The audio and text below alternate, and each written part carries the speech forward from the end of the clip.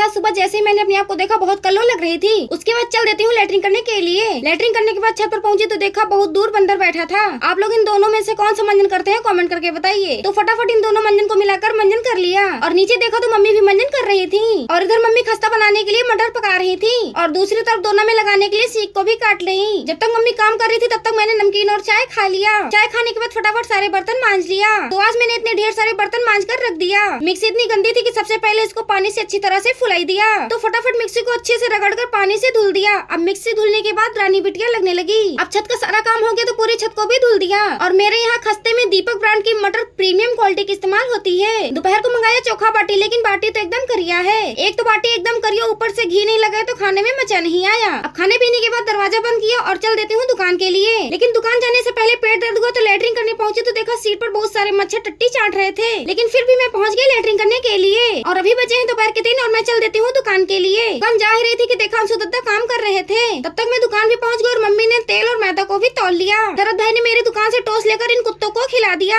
और घर मिस्त्री अंकल घर बना रहे थे और राजकुमार अंकल मोरंग चाल रहे थे। तो मेरी दुकान के बाहर जो पेड़ उसमें 500 के नोट लगे थे तो मैंने ज्यादा नहीं सिर्फ 2 नोट तोड़ लिया। अब इन नोटों से मैं पार्टी करूंगी। तो मिलती हूँ नेक्स्ट व्लॉग में, तब तक के लिए राधे राधे।